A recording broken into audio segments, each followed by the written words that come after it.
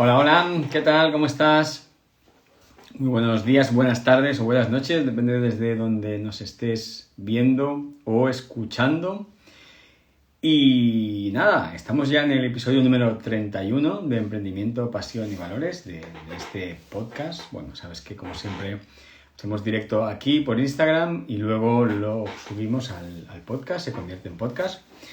Así que nada, 31 capítulos ya y la verdad que hoy viene una persona muy especial porque, bueno, el otro día me estuve entrevistando él para su podcast y es la primera vez que va a hacer un directo en Instagram, a pesar de que lleva más de 200 podcasts grabados en su podcast, ya luego lo contará él, pero me hace ilusión porque es su primer directo en Instagram, así que se estrena hoy en este formato y lo vamos a tener por aquí dentro de unos momentos. Bueno, aprovecho para recordarte que si aún no estás suscrito, te puedes ir a davidalonsogarcia.com y suscribirte a mi newsletter donde estoy enviando pues, consejos, tips y reflexiones para ayudarte con tu negocio en el momento que a lo mejor estás bloqueado a nivel personal o profesional. Pues estoy enviando más o menos 3, 4 correos a la semana ahora, de manera gratuita, donde comparto contigo pues cosas que me están sirviendo a mí y cosas también que les están sirviendo a mis clientes. Así que ya sabes, entra en davidalonsogarcia.com y suscríbete por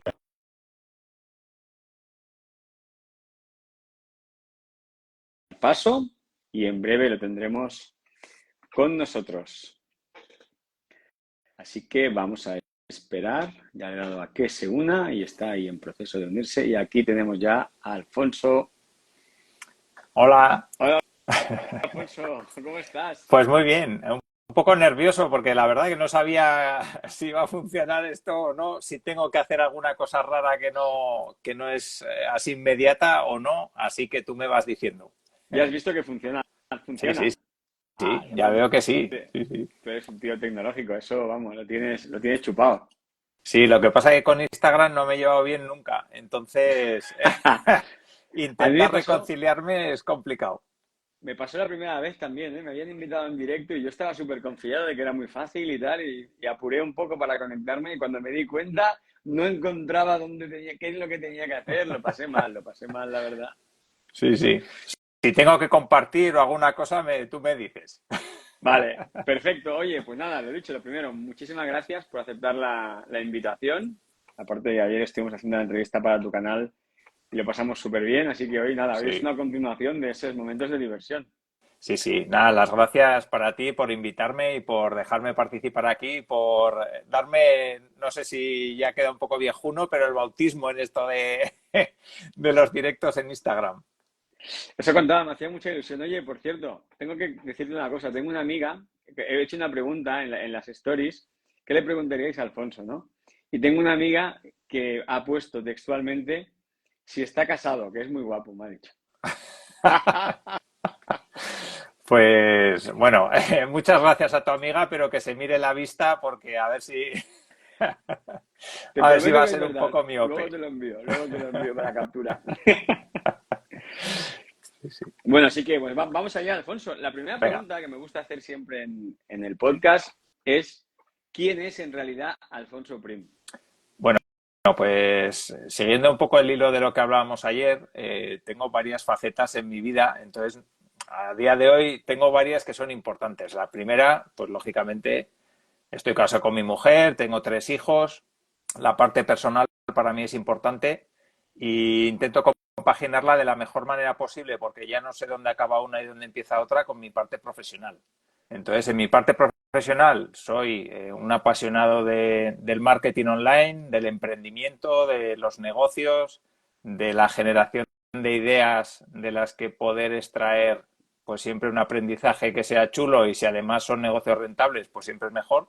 Así que digamos que compagino esa parte personal con esa parte profesional y la verdad es que no sabría decirte dónde empieza una y dónde acaba otra porque intento, pues eso, compaginarlas de la mejor manera posible. Luego también me gusta mucho el deporte, así que también tengo una parte que es importante para mí también en mi vida, de dedicar algo de tiempo pues a lo que me gusta, ¿no? Al deporte y ahora recientemente he vuelto a coger los pinceles porque me gusta mucho pintar y no quería esperar a la jubilación para volver a coger los pinceles, así que he dicho, al menos un día a la semana voy a pintar. Oye, ¿y dónde sacas tiempo para hacer todas estas cosas? Pues la verdad, yo creo que donde me lo voy quitando es de trabajar. Vale. O por lo menos eso es lo que quiero pensar. Soy un tío muy organizado, eso sí que es verdad, y soy muy productivo en el rato en el que estoy. O sea, cuando me pongo a pintar y luego cuando estoy trabajando, que generalmente suele ser a la mañana, me pongo a trabajar a saco. O sea, me da igual que alguien me hable por la oreja, que si estoy enfrascado en lo que tengo que hacer, es muy difícil distraerme.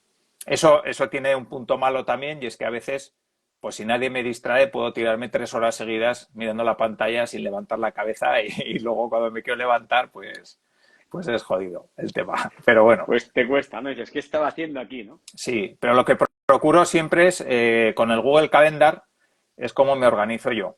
Y siempre por bloques de tiempo. Entonces voy metiendo todos los bloques de tiempo de cosas de trabajo, de cosas personales, de la familia, el deporte incluso, porque siempre hago deporte, procuro hacia las 12:30, 1 del mediodía, que ya he hecho una sesión de trabajo larga y ya tengo las neuronas o la neurona ya sobrecargada y digo, pues toca liberarla un poquito. Y procuro meterme todo en bloques de tiempo, dejarme algún hueco también, pues porque a veces se me alarga más de lo que me hubiera gustado, pues alguna de las tareas que tengo asignadas para ese día. Pero sí que me gusta tener todo muy organizado y saber el lunes a la mañana qué voy a hacer en toda la semana. Eso sí. Eso es la mente ingenieril, ¿no? Yo pienso que sí. Yo pienso que somos un poco cuadriculados o nos cuadriculan o ya venimos de serie cuadriculados, no sé, los que nos gusta la ingeniería y sí, la verdad es que en ese sentido, así como para otras cosas, pues soy creativo y tengo ciertas libertades, pero para lo que es el tema de los horarios, bueno, eso también es verdad que lo he aprendido con el tiempo, ¿eh? Al principio, cuando empecé a ser emprendedor, digamos, era un auténtico desastre. O sea, yo no podía trabajar en casa. Ahora yo creo que no podría trabajar fuera, pero, pero al principio era un infierno. O sea, un infierno porque no hacía nada, vamos, porque era un auténtico Claro. desastre, ¿no? Cuando no te sabes organizar, cuando no te organizas bien, cuando no tienes claras las tareas que tienes que hacer, pues es un desastre. Sí. Vamos a repasar un poco tu trayectoria, ¿no? Tu trayectoria profesional, que me parece súper interesante también, creo que es súper inspiradora. Tú decides estudiar ingeniería. Sí, ¿Por qué? ahí, pues porque desde pequeño siempre me gustaban mucho los juegos de construir cosas. Los tentes, aquellos de, bueno, los que tenemos una edad, pues seguramente nos Sí, sí, sí. acordaremos. Si nos están escuchando gente joven, pues quizá, bueno, ahora ya no sé si hay tentes. Yo la verdad que con mis hijos no les he comprado nunca un tente. Pero sí que es verdad que hay otros juegos de construcciones, Molto, entonces, me Sí. gustaban mucho a mí los juegos de construir, de hacer cosas. Y bueno, pues mi padre, joder, pues ingeniero y tal. Y yo tampoco sabía muy bien. Luego me gustaban mucho los puentes. Yo veía puentes y decía, buah, tiene que ser una pasada poder hacer un puente. O sea, luego en la vida he hecho un puente, ¿no? Pero yo me imaginaba y luego me gustaban mucho las cosas, pues no sé cómo estaban hechas, saber por qué funcionaban las cosas, aunque luego nunca he sabido arreglar nada, ni una batidora, ni un nada. Que eso es algo muy típico también cuando eres ingeniero. Oye, mi madre suele decir, oye, se ha roto el vídeo, ¿por qué no lo arreglas? Tú que eres ingeniero, ya, joder, soy ingeniero, pero nunca he estudiado vídeos, ni batidoras, ni lavadoras, ni... Y sí, me metí en ingeniería, pues yo creo que por eso. Yo tenía siempre el pensamiento de o haber sido ingeniero o haber estudiado Bellas Artes. Bellas Artes me tenía que ir a Bilbao o a Madrid y entonces en aquella época pues era bastante cagao y no me apetecía mucho irme de casa. Eh, Cosa que si de algo me arrepiento a lo largo de estos años es quizá pues no haber sido más lanzado para haberme ido por ahí un tiempo y al final estudié ingeniería, porque era algo que me gustaba, teníamos en Pamplona ingeniería, tenía un par de amigos también que iban a estudiar ingeniería y tal, y bueno, pues como que te sientes más arropado. Y la verdad es que sí, empecé con ganas, luego se me fueron quitando un poco, pero A medida que empezaba, ¿no? sí. Oye, y me parece muy curioso este contraste, ¿no? Entre ingeniería y bellas artes, ¿no? Es, para mí, no sé, dentro de mi cabeza son como dos mundos totalmente diferentes.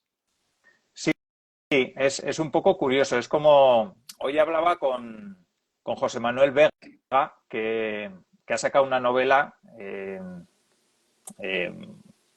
¿cómo se titula? Joder, se me ha ido. Le he entrevistado para el podcast y él es ingeniero también, se ha dedicado a las ventas durante mucho tiempo y además había escrito un par de libros técnicos y ha escrito una novela, un thriller. Entonces es muy curioso y él me decía, cuando yo empecé con el tema de las ventas, un ingeniero que le gustaran las ventas era algo, vamos, muy raro, ¿no? Y por mi parte, un ingeniero con cierta parte creativa y que le guste el arte, pues también yo creo que es muy raro, ¿no? O quizá no tan raro, pero vamos, yo no me he encontrado muchos casos por ahí. Entonces creo que es una mezcla interesante y que me ha ayudado mucho después a la hora de lanzar negocios, a la hora de lanzar proyectos, porque de alguna manera tienes la mente bastante cuadriculada y bastante estructurada, pero lo que es la parte creativa y más artística, pues te da otras perspectivas de los negocios y de las ideas de negocio que yo creo que me han venido muy bien. Así que sí, es una mezcla curiosa, sí. Qué bueno. Bueno, entonces acabas la universidad y ¿qué haces? Pues acabo la universidad y como el 99% de los ingenieros que acababan la universidad en aquella época, pues buscas un trabajo. Que en aquella época, cuando yo acabé ingeniería, pues era 2001, pues era bastante sencillo. Encontrar un trabajo, meterte en una empresa. Yo me acuerdo que hice 3 o 4 entrevistas en diferentes empresas y al final pues me decanté por una que me daba unas condiciones muy buenas. Hice una entrevista en Volkswagen, aquí en Navarra, porque está Volkswagen, y luego acabé trabajando en una subsidiaria de 3M. Y 3M, la multinacional de los POSITs, que es gigantesca, y tenía una subsidiaria aquí que hacían conectores para cables de telefonía.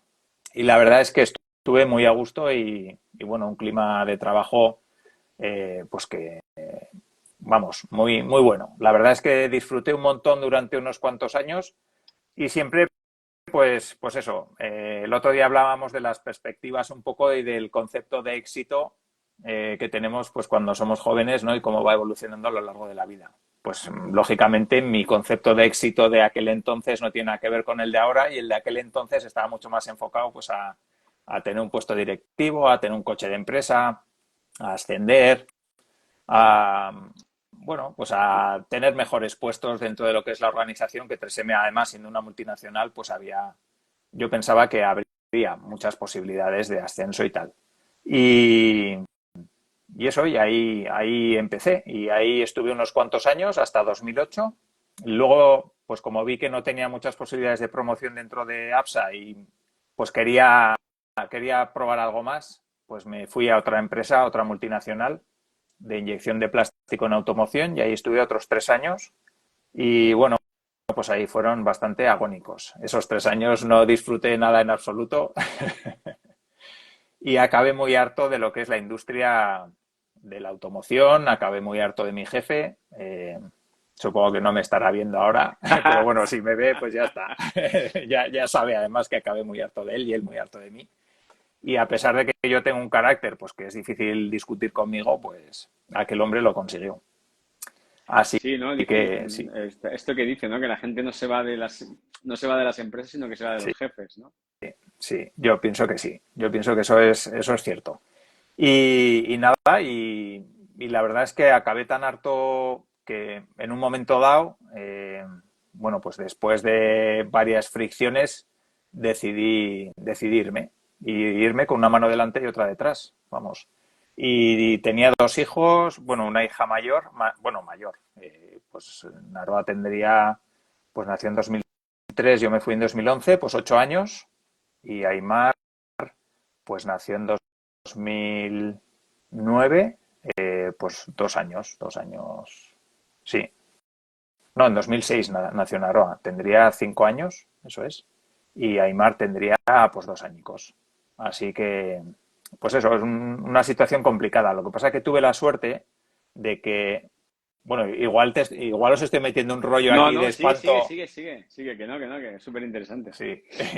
Y tuve la suerte de que a los 5 días de dejar el trabajo, que aún recuerdo como si fuera hoy el último día que salí por aquella puerta, a los 5 días nos cogieron en un programa que se llamaba Beca Emprendedor aquí en Navarra, a 2 colegas míos de la universidad que estudiamos juntos y siempre estábamos pensando ideas de negocio, aunque luego nunca hacíamos nada. Y bueno, presentamos a un programa que había en los últimos 3 o 4 días, presentamos 7 ideas de negocio. Y porque siempre, bueno, teníamos tantas que 7 fue porque hicimos una selección de 7. Lo mismo podíamos haber presentado 25. Y, y nos cogieron para 2. Y nada, y cuando nos hicieron la entrevista, porque eso, te seleccionaban las ideas, las que más les había gustado y tal, y luego tenías una especie de entrevista pues con un tribunal y tal.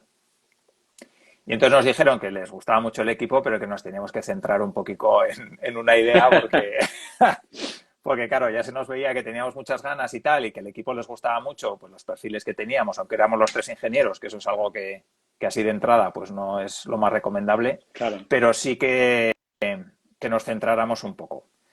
Y entonces, pues eso, tuve la suerte de que al final nos cogieron en ese programa y nos dieron 18.000 euros, que estaba bastante bien para empezar y tal. Y nada, y empezamos. Y ahí es donde me creé mi primera cuenta en Twitter, donde conocí que era WordPress, donde conocí el marketing digital, donde conocí Lean Startup, conocí a otros emprendedores. Y bueno, y en aquel proyecto pues cometí todos los errores que un emprendedor novato y que encima se cree que es más espabilado que la media, pues puede cometer. Así que esa es otra historia chula. Entonces, digamos que ese fue tu inicio, ¿no? Como Sí. emprendedor en 2011, cuando montas este proyecto con dos amigos. ¿De qué era el proyecto? Pues era un sistema que abría puertas de portales y de garajes por el Bluetooth del móvil. Y entonces los Vale. Bluetooth del móvil no estaban tan evolucionados como los de ahora, porque ahora yo creo que ya será el Bluetooth 3 o el 4, ya me he perdido, pero en aquel entonces era el Bluetooth 2 y tenían a nivel tecnológico una serie de problemas, bueno, técnicos más bien, y nos costó bastante hacer el primer prototipo y tal. Vale. Entonces, ¿eso cuánto tiempo dura? ¿Cuánto tiempo estás ahí? La beca emprendedor creo que eran 6 meses, sí creo que eran, te daban 2.000 euros al mes y creo que eran 6 meses. O sea, eran 12.000. Creo que he dicho 18.000, pero creo que eran 12.000. O, bueno, entre Vale. 12.000 y 18.000, vamos. Tampoco tengo el dato ahora exactamente porque ya han pasado unos cuantos años. Pero eso, y eran 6 meses de formación. eh, Éramos 30 y pico emprendedores, pues todos con ideas de negocio, todos con muchas ganas. Recibimos formación pues de finanzas, de Lean Startup, de cómo hablar en público, de, no sé, de internacionalización. Y la verdad es que fue una experiencia chulísima. O sea, yo es de las mejores cosas que me han pasado a nivel de emprendimiento y a nivel profesional haber tenido la oportunidad de entrar en aquel programa. Y eso, y ahí conocí a gente fabulosa. Sí, Y ahí descubriste también lo que era el Lean Startup, sí. del que vamos a hablar Hmm. luego. Ahí, eso, recibí formación en Lean Startup. eh, y bueno, pues al final, como casi la mayoría de los emprendedores, pues cuando, lo que te decía antes, cuando te crees más listo que la media, pues haces caso a algunas cosas, pero no a todas. Y precisamente nosotros no hicimos caso a las cosas importantes. Y entonces cometimos un montón de errores, que bueno, que hoy me han traído hasta aquí. O sea, quiero decir que al final, si volviera atrás, que es lo típico, si volvieras atrás, ¿harías lo mismo? Pues hombre, si me ha traído hasta aquí, pues yo creo que sí, porque mirando hacia atrás, Claro. pues estoy contento con lo que he hecho, ¿no? Pero desde luego que si los proyectos que he lanzado después, pues no los he lanzado como lanzamos el primero. Sí. Claro, entonces, sales de ese proyecto y ¿qué es lo que haces después? Pues a ver, con aquel proyecto, bueno, déjame contar una cosa, porque si hay gente interesada en el mundo del emprendimiento, quizá les venga Claro. bien. Cuando nosotros lanzamos aquel proyecto, claro, se lo contábamos pues a nuestro entorno cercano, ¿no? Pues eso, estábamos ahí a 30 emprendedores, hacíamos presentaciones, tal, para ensayar un poco, pues cómo hacer una presentación para inversores. Y claro, se lo contaba siempre a los mismos. Y todos encantados, claro. Pues, joder, qué proyectazo. Pero, buah, es que os lo van a quitar de las manos. ¿Queréis cobrar 30 euros? No, 30 euros no, tenéis que cobrar 60, que es que, buah, la petáis. Eh, y no vendimos ni una unidad, nada, cero. Hostia. O sea, fue un auténtico desastre. De hecho, fuimos a hacer pruebas gratuitas a portales y tal, y nos costaba un huevo que la gente viniera simplemente a la demostración, a enseñarles cómo funcionaba y tal. O sea que eso es un aprendizaje muy bueno que me he llevado después, que es no hagas caso a tu entorno cercano, porque si haces caso a tu entorno cercano, que no te quieren mentir, que no quieren herirte más bien, no mentir, pues seguramente pues te dirán cosas que no te van a ayudar absolutamente nada en tu proyecto, ¿no? Por ese afán, pues pues eso, si le preguntas a tu madre o a tu hermano, pues ¿qué te van a decir? Pues que sí, que adelante, que venga, y encima te ven motivado, pues y eso suele ser un error bastante común en emprendedores pues que empezamos, ¿no? Claro. Sí. Así que, bueno, y luego después ¿qué hice? Pues cuando nos quedamos sin proyecto, porque aquello fue un desastre, y ya te digo que cometimos muchos errores, entre ellos, pues que en el equipo éramos los tres ingenieros. Ninguno sabíamos vender, ninguno sabíamos de marketing. Yo sabía de marketing lo poco que había aprendido durante esos 6 meses. Y, y tres ingenieros con la mente más o menos parecida, igual de cuadriculada, y encima, pues uno teniendo ideas de que quiere cambiar el mundo, el otro de que necesita llegar a fin de mes y el otro de que no va a dejar su trabajo porque no quiere hacerlo, pues cada uno digamos que nos desalineamos rápidamente y eso es una de las causas por las que cualquier equipo emprendedor pues se va al carajo, ¿no? Porque al final hay que estar alineados desde el principio, saber a dónde queremos ir y cómo queremos hacerlo y marcar las diferencias y las rayas por las que no estoy dispuesto a pasar desde el principio, ¿no? Cosa que nosotros, pues fue otro de los errores que cometimos, que no marcamos ninguna línea, ni estábamos alineados en lo que queríamos conseguir, ni en cómo hacerlo, ni en lo que estábamos dispuestos a poner cada uno. Y bueno, pues la verdad es que fue un auténtico desastre de proyecto. Perdí bastante la relación con esos dos colegas porque de ser muy amigos, pues pasamos a estar bastante tiempo sin vernos y sin juntarnos y porque todo nos traía recuerdos malos. Claro. Y bueno, sí que después sí que he recuperado la amistad con ellos y tal, pero bueno, la verdad es que es algo que cuesta y que duele. Y a raíz de ese proyecto, pues con todo lo que habíamos aprendido, con todos los errores, nos juntamos tres emprendedores que no nos habían salido bien las cosas, pero que habíamos aprendido un montón a base de golpes, que nos habíamos dado muchos golpes contra la pared y al final, pues muchas veces se aprende de lo que haces bien, pero muchas otras se aprende de lo que haces mal también. Y gracias a lo que habíamos aprendido, cómo se hacían las cosas bien, a aprender de emprendedores que habían hecho las cosas muy bien y que nos habían contado cómo lo habían hecho y tal, pues desarrollamos una serie de formaciones con el ánimo de ayudar a otros emprendedores que como nosotros empiezan de cero sin tener ni idea, intentando pues que de alguna manera no cometieran los mismos errores que nosotros habíamos cometido. Es imposible no cometer errores. O sea, al final hay muchos errores que te vienen de la experiencia, de lo que te va a tocar hacer. Cada proyecto es diferente, cada persona es diferente y cada persona pues afronta los retos de una manera diferente, ¿no? Y al final pegarte cabezazos contra la pared te los vas a tener que pegar, pero si llevas casco, pues igual duelen un poco menos, ¿no? Entonces ese fue un poco digamos, el germen de lo que hoy es Innocabi, o por lo menos de una de las patas de Innocabi, que era la formación en metodologías pues para emprender, aprovechando un poquito toda esa experiencia y todo lo que habíamos aprendido de Lean Startup y todo lo que después seguimos aprendiendo. Y un poco pues de toda esa experiencia nació Innocabi. Sí. Vale, entonces, Innocabi, cuéntanos, ¿qué es Innocabi? ¿Qué hay detrás de Innocabi? Bueno, pues Innocabi es una marca que nació un poco con ese espíritu emprendedor para ayudar a otros emprendedores a que no cometieran los mismos errores y nació de tres emprendedores pues bueno, que habíamos cometido bastantes errores, que habíamos aprendido la forma de desarrollar buenos proyectos, porque en esos 6 meses y luego otros 6 meses posteriores, pues habíamos aprendido un montón y nos pareció que era una buena idea compartir nuestras experiencias para ver si ayudaban a otras personas. Tuvimos la suerte de que un par de asociaciones, una de empresarios de sociedades limitadas laborales, ANEL, aquí en Navarra, y luego un par de asociaciones más, pues confiaron en nosotros, en la formación que nosotros les habíamos propuesto y en un poco las experiencias que queríamos compartir y vimos que aquello podía tener sentido, el tema de la formación. Y entonces de ahí nació Innocabi, o lo que es la pata de la formación en Innocabi. Empezamos a tener contacto con empresas también que querían innovar, entonces empezaba a escuchar por aquí, pues hacia 2011, 2012, todo el tema del Lean Startup, que después sí que tuvo un boom y ahora otra vez está un poco más apagado, pero en aquel entonces era cuando empezaba, con el libro de Eric Ries, con Steve Blank, con todos esos autores americanos y todas esas metodologías que de alguna manera, resumiéndolo mucho, era aplicar el sentido común a lanzar un proyecto al mercado.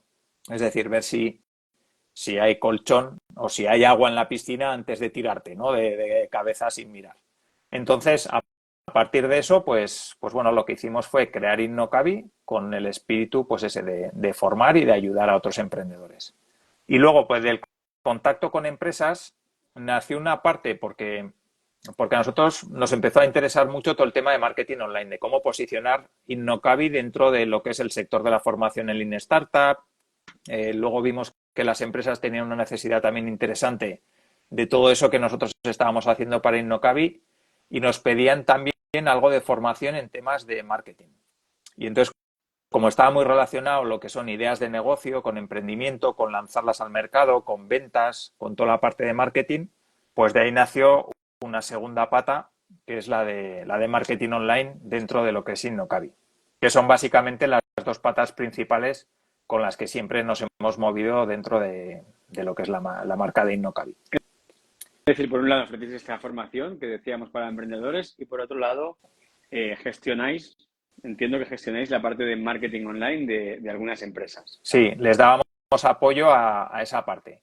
Y Vale. luego Innocabi, pues también empezamos a crear nuestros propios proyectos, pues porque al final esa mente emprendedora que teníamos los tres que estábamos dentro, pues hizo que se crearan otros proyectos y al final las dos personas que estaban conmigo pues se dedicaron a dos proyectos diferentes y yo me acabé quedando con la marca de Innocabi. Llegamos a un acuerdo y todo muy bien, vamos, yo me llevo muy bien con las otras dos personas y la verdad es que a día de hoy pues Innocabi es una marca que es mía y bueno, y lo que sigo es haciendo formación y determinados trabajos de marketing online, porque hoy en día yo creo que ya el marketing online es tan amplio que una persona sola no puede abarcar todo.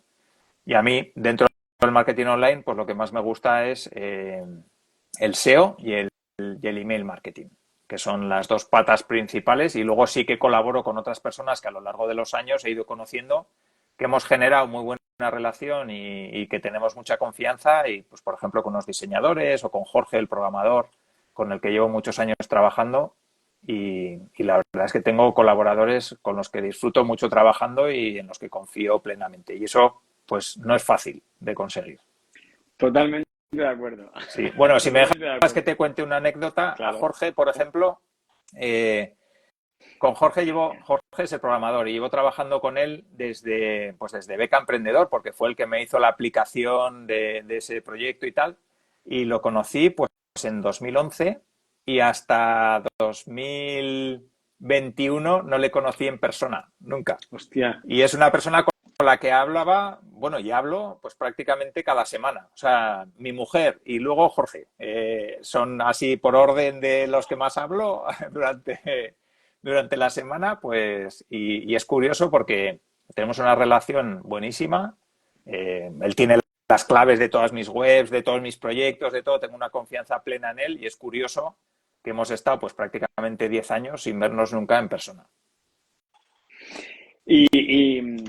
Alfonso, te quería preguntar yo, ¿no? Para la gente que a lo mejor no ha escuchado nunca hablar de esto de Lean Startup, ¿no? Como tú dices, hubo un boom muy grande, ¿no? Yo me compré el libro también hace un montón de tiempo y tal, y lo he utilizado alguna vez. Pero así a nivel práctico, ¿no? ¿Qué es lo que aporta de diferente la metodología esta? Sí, pues sobre todo lo que ayuda es a saber antes de lanzar una idea si hay mercado ahí fuera.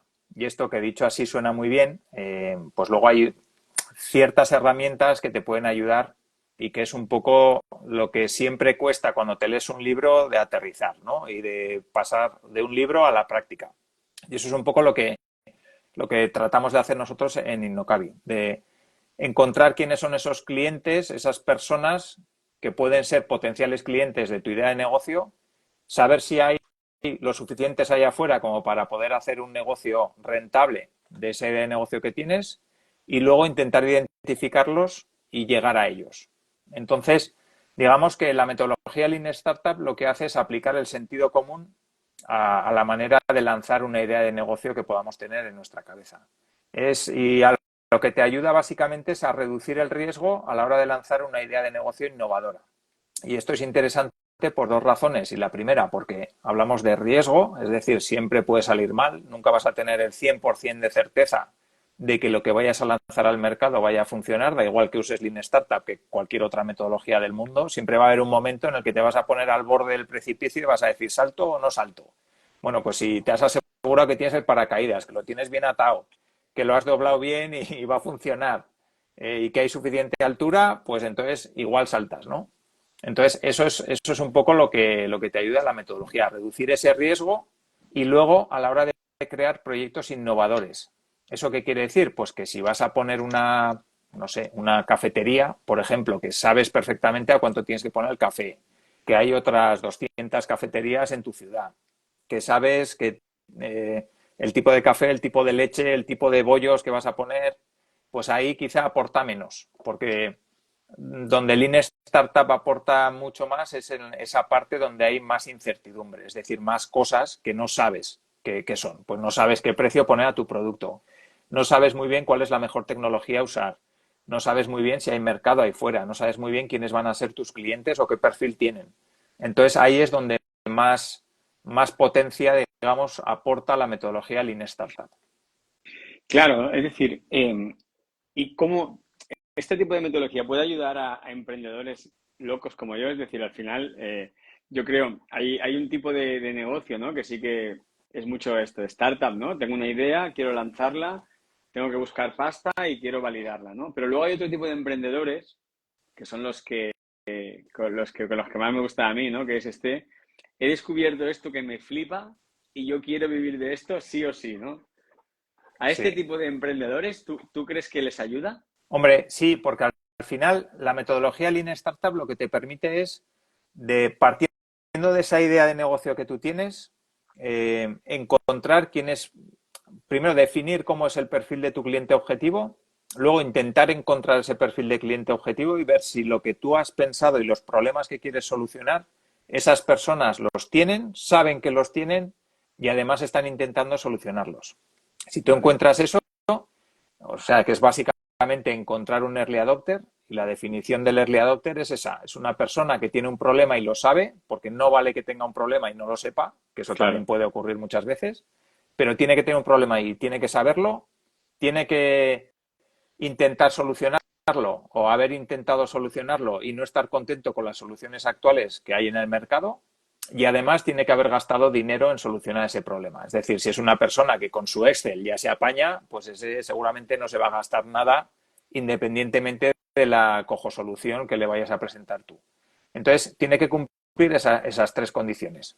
Y entonces, la metodología Lean Startup lo que te ayuda es a definir bien ese perfil de early adopter y luego a intentar encontrar a esos early adopters y saber si realmente son early adopters, pues haciéndoles una buena entrevista de problema, hablando con esas personas, no vale mandar una encuesta a una base de datos y ya quedarnos tan frescos, sino que lo interesante de esto es ir a hablar con esas personas y sobre todo intentar encontrar cuáles son los comportamientos presentes y pasados que definen a esa persona. O sea, no vale preguntar, si saco esta idea de negocio, ¿pagarías 50 euros? Pues porque te va a decir que sí.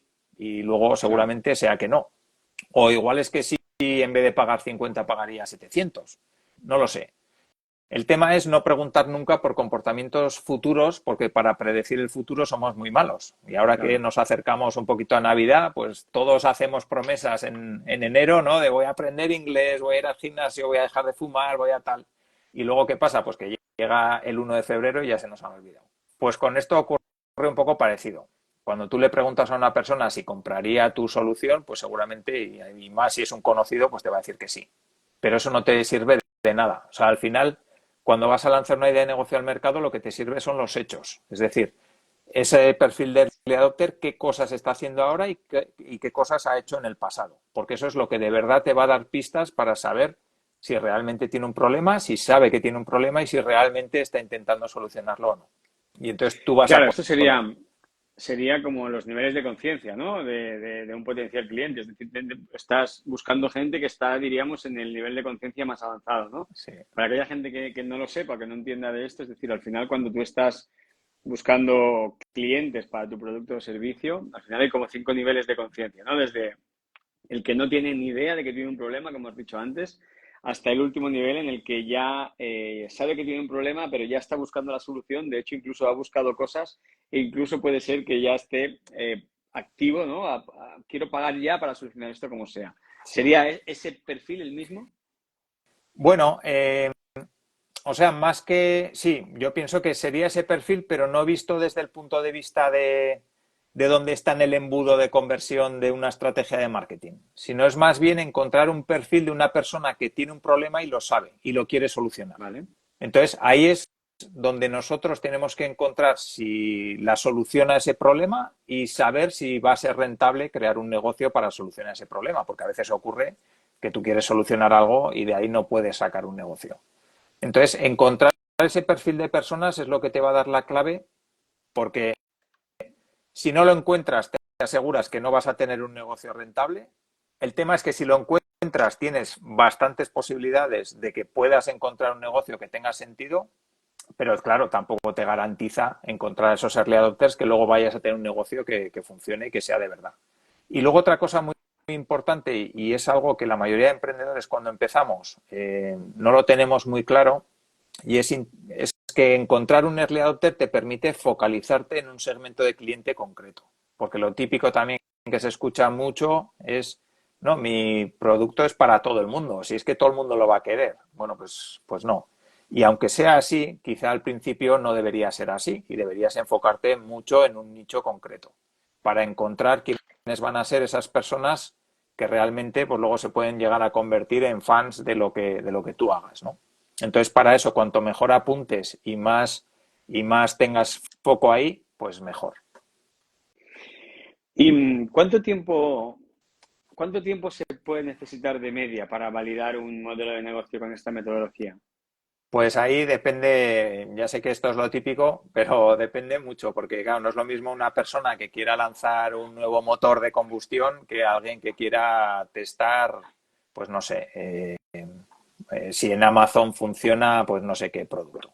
Entonces, depende mucho el tipo de producto que se quiera probar o el tipo de servicio también, porque esto también vale para servicios.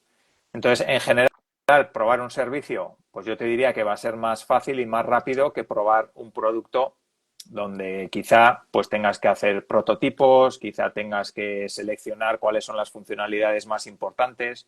Hombre, en un servicio también vas a tener que seleccionar qué es lo principal que vas a ofrecer, pero en general un servicio requiere menos infraestructura, digamos, y menos prototipado que un producto. Vale, ¿puedes poner algún ejemplo de algún cliente de algo con lo que hayas trabajado? Pues mira, por ejemplo, en SIL, que es, bueno, ahora yo estoy muy centrado en lo que es Innocavi y luego tengo una empresa con otros 3 socios de cosmética natural, especialmente enfocada a temas de pérdida de cabello por alopecia androgénica y luego a temas de la piel también. Y entonces, nosotros, pues, por ejemplo, para testar, lo último que hemos testado es un desodorante natural. Entonces dices, vale, pues, ¿cómo me voy a poner a hacer un desodorante con lo que eso tiene que costar y tal? Bueno, pues tenemos la suerte que uno de los 3 socios es el que es Albert, de los 4 socios, perdón, es Albert y es el que formula los productos y él se crea pues un pequeño prototipo de ese desodorante y lo probamos en nuestro entorno.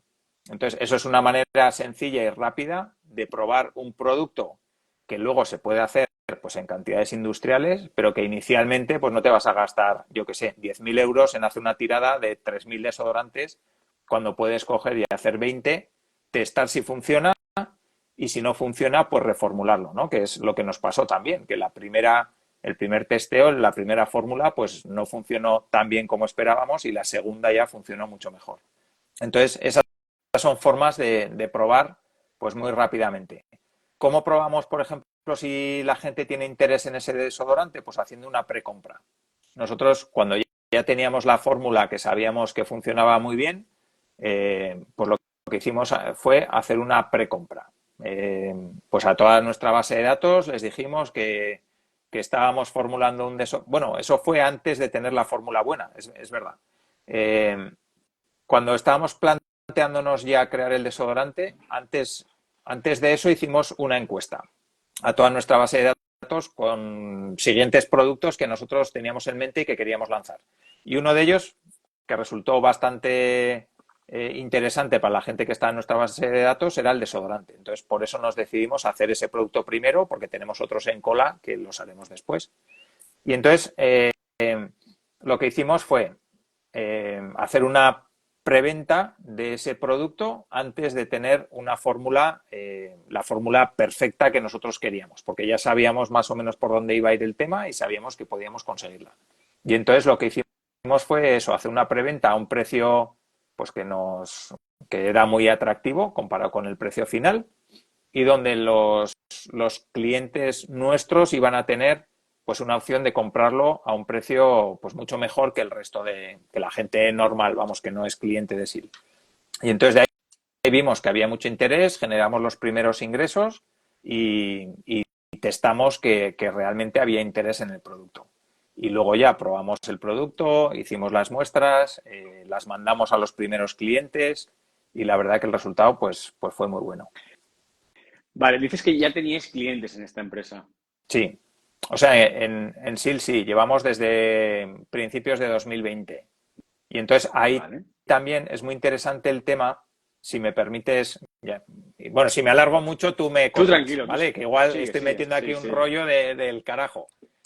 En SIL, o sea, porque nos hagamos una idea, más del 80% de los hombres tienen o tendrán a lo largo de su vida alopecia androgénica, es decir, se les caerá el pelo por calvicie común, no porque tengan ningún problema ni nada, sino porque simplemente pues llegará un momento en que se les empieza a caer el pelo. Y se cae poco a poco. Entonces, dentro de ese mercado tan grande, que es el 80% de los hombres y más del 50% de las mujeres, que es algo que dices, con ojos de emprendedor, es algo muy goloso. Dices, joder, ¿qué mercado tengo ahí fuera, no? Claro. Pues nosotros nos enfocamos en un segmento de cliente mucho más pequeño. ¿Por qué? Por lo que decía antes, porque nos teníamos que enfocar en quiénes son nuestros early adopters. Entonces nosotros Vale. estudiamos muy bien cuál iba a ser ese primer cliente al que nosotros queríamos vender el producto. Y para eso lo definimos como una persona que ya había probado otros productos, incluso que había probado químicos, y que lo que queríamos era ofrecerle una solución natural sin los efectos secundarios de los químicos, además enfocar la alopecia desde otro punto de vista diferente a lo que habitualmente se ve por ahí. Y entonces nos redujimos mucho ese espectro de clientes gigantesco a esos early adopters que nosotros habíamos definido. Y entonces SIL nació con ese objetivo de ayudar a esas personas en concreto y lanzando un primer producto que lo que hacía era ayudar a las personas con alopecia ¿Y, androgénica. y cómo encontrasteis a esos clientes? Pues lo que hicimos fue generar contenido y generar contenido en el blog, un contenido muy bueno, o sea, no cuatro porquerías, que es lo habitual que se suele hacer por ahí, eh, sin promesas falsas de vas a recuperar tu pelo en una semana, porque sabemos que eso no es verdad y no es así. Entonces, sí que desde el principio definimos una línea de comunicación muy diferente a lo que habitualmente se ve en el mercado, que va por ahí, ¿no? Te vas a sorprender con este producto. En una noche te tendrás que cortar el pelo, yo qué sé. Entonces, nosotros queríamos luchar un poco contra toda esa parte y la verdad es que empezamos a tener clientes pues bastante rápido. Sí que es verdad que hicimos campañas de anuncios y seguimos haciendo con marketing, pues al final, cuando no tienes tráfico orgánico y hasta que funciona el SEO y no tienes base de datos, porque nosotros empezamos absolutamente de cero, Claro, por eso te preguntaba. pues entonces primero hay que traer tráfico de pago y entonces creamos campañas de anuncios en Facebook Ads, en Instagram y en Google y con eso empezamos a generar el primer tráfico y la verdad es que empezaron a generarse las primeras ventas gracias a eso. Vale, perfecto. Bueno, ha sido un ejemplo muy claro, además, de un propio proyecto, ¿no? De proyecto propio. Es que no paras. Esta mente loca de los emprendedores, macho. Ya, He leído una cosa por ahí de la que no has hablado todavía en la entrevista, y es que montaste una empresa con tu mujer, Sí, tenemos, bueno, sí, tenemos una clínica veterinaria. ¿vale? Es un negocio físico de toda la vida y es mi mujer la que lo lleva. O sea, yo le ayudé al principio, pues le ayudaba, pues lo típico, pues al final, pues hay que montar las estanterías, cuando llegan las primeras estanterías, colocar las cosas, tal. Y luego un poco con la parte de las cuentas, pues sobre todo al principio, luego ya cuando empieza a coger eso cuerpo, pues ya teníamos una asesoría y tal, y ya pues, cuando empieza a subir el volumen de facturación y tal, pues ya necesitas hacerlo de una manera más profesional, ¿no? Pero al principio sí que es verdad que bueno, que yo le ayudaba en lo que podía, vamos, porque a mí, ahora que no nos ve nadie, y espero que ella no, bueno, aunque ella lo sabe, no me gustan especialmente los animales a mí, pero es que a ella Claro. le encantan, a ella le emocionan y mis hijos han salido igual. O sea que... Y era un negocio pues que a ella le hacía mucha ilusión, que lo empezamos también con mucha ilusión y bueno, pues ya lo empezó en 2005 y ahí sigue. Y Alfonso, si tuvieses que destacar, ¿cuáles han sido tus tres principales aprendizajes en estos años desde que te lanzaste a emprender? ¿Cuáles serían? Pues yo creo que uno es la constancia barra paciencia, que eso es algo que no es muy, vamos, no es muy marketero hablar de que hay que ser paciente y hay que ser constante, pero yo creo que ese es uno de los mayores aprendizajes para conseguir cualquier cosa. Da igual si quieres, no sé, pues ponerte en forma, que si quieres hacer una carrera en bici, que si quieres aprender inglés o lo que sea, pues la paciencia es algo que de lo que se habla poco y a mí me suele gustar hablar mucho de la paciencia, porque es aparte es algo que se cultiva. O sea, hay gente muy impaciente que, bueno, pues trabajándolo un poquito podría tener más paciencia y eso seguramente le vendría muy bien en la vida.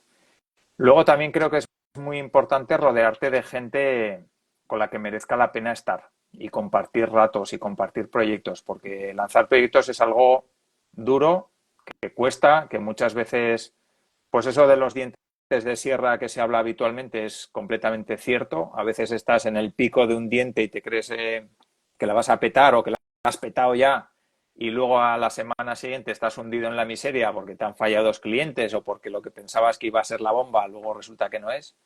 Me suena esto. Entonces, sí. Y esa parte de rodearte con gente que esté en tu misma onda y con la que te puedas apoyar, yo creo que es fundamental.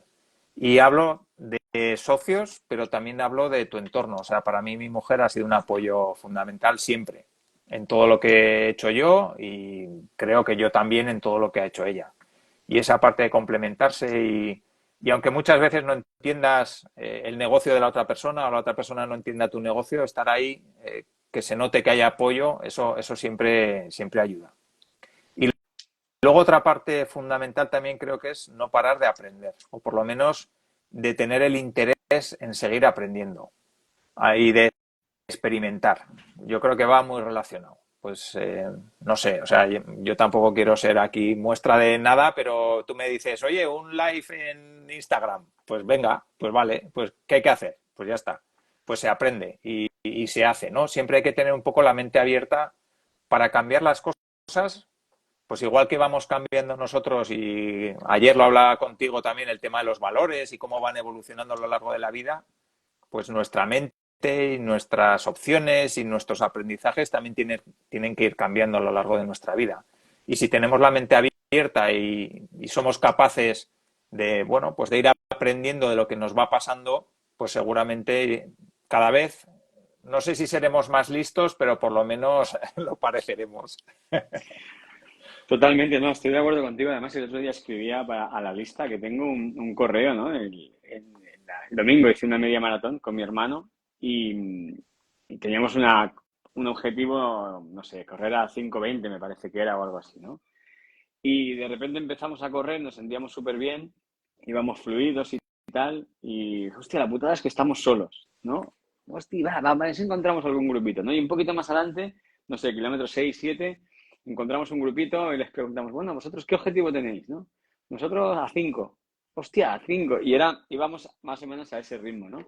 Y nos pegamos a ellos, ¿no? Nos pegamos a ellos, fuimos hablando, y sobre todo al final, ¿no? Cuando ya estás a punto de llegar, estos últimos kilómetros que se hacen muy duros, yo alguna vez que los he tenido que vivir solo, ¿no? Es como que gracias a ir con ellos, ¿no? Es como que me permitió llegar de manera más o menos bien a la meta y al final, pues, estuvimos corriendo a 4:55, o sea, por debajo de 5, ¿no?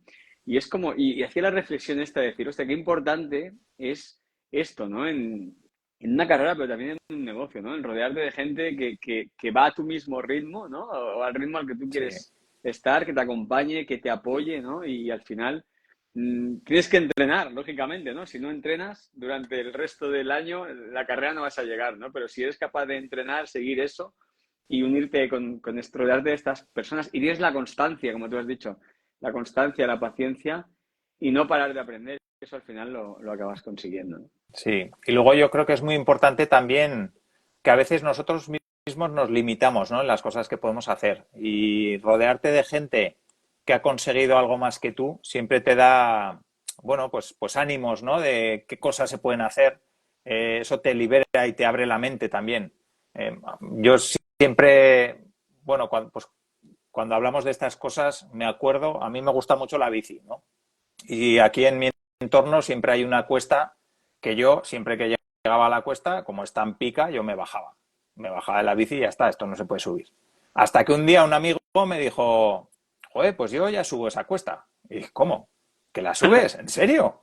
Sí, sí, va, venga, pues el siguiente día fuimos juntos y el tío va y la sube. Pues a partir de ese día yo ya la subía también.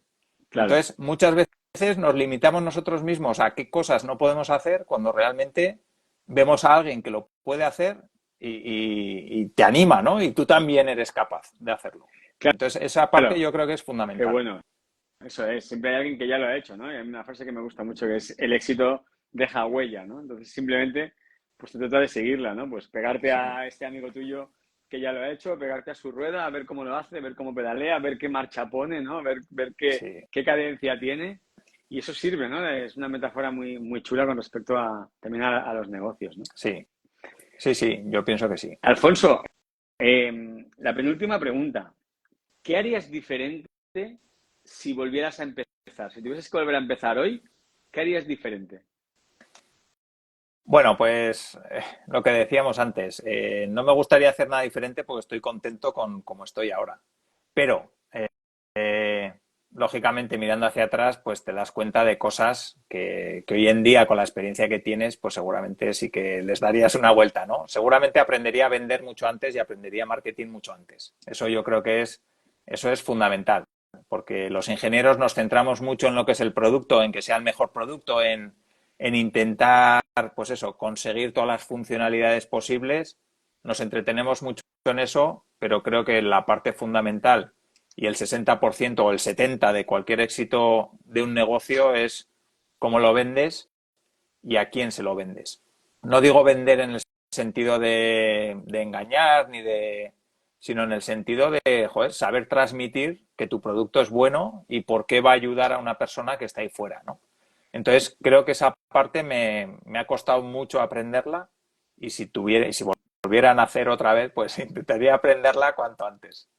Y otra cosa que haría también es intentar lanzarme antes. Yo ahora veo chavales que con 20 años, o sea, no es lo normal tampoco, porque veo otros que están de borrachera por ahí con 16 años y esos me dan mucha pena, pero veo chavales con 20 años que están haciendo cosas muy chulas y que se lanzan a Internet y que se lanzan a crear proyectos y que tienen una mente muy abierta y son, joder, muy listos. Y yo me veo con mis 20 años y estaba todo el día montado en la bici pensando en, no sé, pues vamos, en negocios desde luego que no. En la bici, en los amigos, en salir por ahí, en ese tipo de cosas.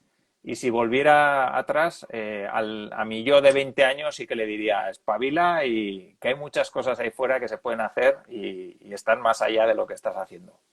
Totalmente de acuerdo. Oye, doy fe que sabes venderte. He estado revisando los copies de tus páginas y están muy bien, muy bien. Sí, Ya te digo yo que están muy currados, ¿eh? Ya os animo a que entréis en sus webs, que los voy a poner por aquí debajo del episodio para que las reviséis. Ahora te las voy a preguntar.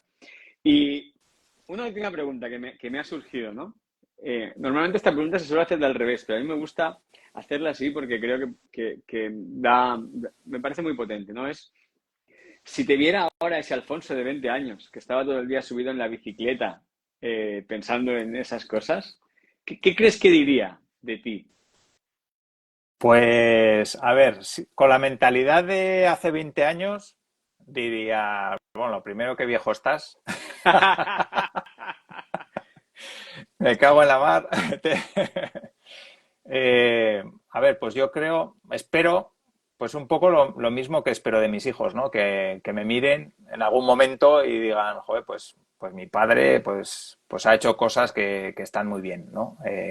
No es millonario, no ha conseguido tener una mansión ni un Lamborghini, ¿no? Que parece que es lo que Que hay que conseguir. es lo que toca ahora. Ahora ya no vale el Ferrari, ¿te acuerdas? Eso Sí, es. fíjate esto, ¿eh? Nosotros en nuestra época era de Ferrari, ¿sí o Sí, no? es verdad, es verdad. Ahora hay que ser el Lambo. Sí, sí. Pues hombre, si ve vídeos de toda esa gente que enseña Lambos y tal, pues supongo que dirá que soy un fracasado.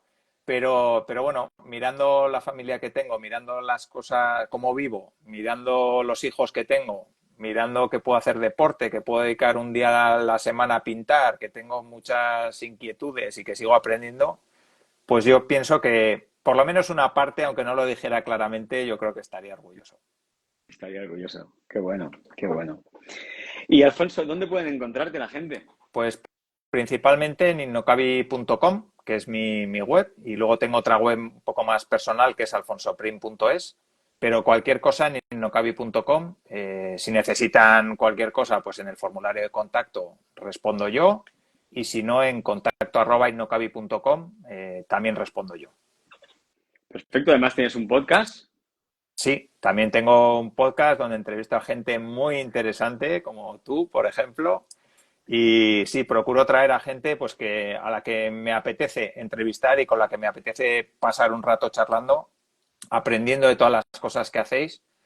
Siempre digo que el podcast es más algo mío propio personal y de una manera, digamos, un poco egoísta también, ¿no? Porque a mí me gusta escuchar, aunque hoy he hablado muchísimo, Hoy te pero tocaba, a hoy mí te lo que tocaba. más... Sí, hoy me tocaba. Pero a mí lo que más me gusta es escuchar y sobre todo que me contéis experiencias de lo que hacéis, de cómo lo hacéis, de las cosas que habéis conseguido, cómo las habéis conseguido, porque eso a mí me genera mucha intriga, me anima mucho y me da muchas pistas e ideas para después mis proyectos y mi vida personal también. ¿Y el podcast cómo se llama?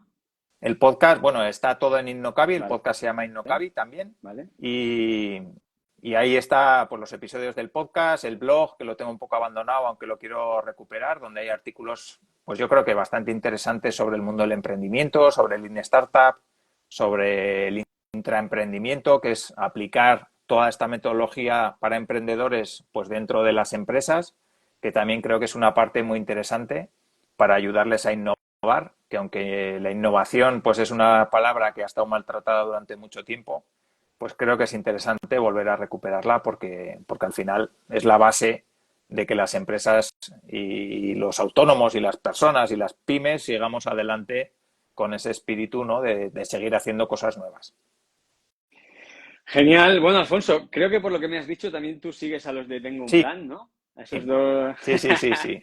Cuando me has dicho lo de los Lamborghinis y tal, digo, este también es de los míos que estamos ahí Sí, detrás siguiendo a este la par de verdad que cracks. son unos chavales que no los conozco de nada más que de verles en los vídeos, pero me parece que lo que están haciendo es muy chulo, es muy grande. Y luego, sobre todo, me admira que con esa edad estén pensando en hacer este tipo de cosas, que se enfrenten, ¿no? a sus miedos, porque al final, como a todos, les habrá costado. Bueno, uno de ellos, Sergio, creo que lleva un montón de años en YouTube, lleva 6 años, no sé Sí, cuánto. sí. Pero eso, que se lancen, que hagan cosas, que no tengan miedo, que lo mismo les da hablar con un billonario que con que no sé, que con uno cualquiera, como pueda ser yo. Así que sí, sí, la verdad es que estoy bastante enganchado. Sí, Igual que yo, entonces desde aquí, ¿no? Decimos a Sergio y Juan que cuando quieran nos pueden invitar también a su podcast, que estaremos encantados de eso compartir. es, eso es, sí, sí, sí. No sé si Oye, damos el Alfonso, perfil, pero bueno, yo creo que siempre se puede aportar algo, ¿no? sí, no, Una visión diferente, ¿no? sí, De las cosas. Yo creo que estoy muy de acuerdo con esa visión que has aportado tú, ¿no? Una cosa es que a veces se confunde esto, ¿no? Una cosa es que te guste el dinero, ¿no? Y otra cosa es que toda tu vida gire únicamente en torno a eso, ¿no? Y el éxito, precisamente, pues también es pues, tener una familia como la que tienes, con 3 hijos, con tu mujer, con una mujer con la que llevas un montón de tiempo, a la que has apoyado en tu proyecto, en su proyecto. Yo creo que eso es un éxito brutal, ¿no? Y a veces cuesta más eso que conseguir dinero. Sí, sí, sí, es verdad, es verdad. Yo al final, lo último que ya no meto más la chapa, sí que yo en mi día a día, al final es fácil para mí medir si lo que estoy haciendo, pues estoy contento o no, pues cuando me voy a la cama, ¿no? Y no tienes remordimientos o echas la vista atrás de lo que has hecho y te quedas contento. Y luego a mí me aporta mucho también la parte de tener ratos para la familia, tener ratos para el trabajo y tener ratos para mí, ¿no?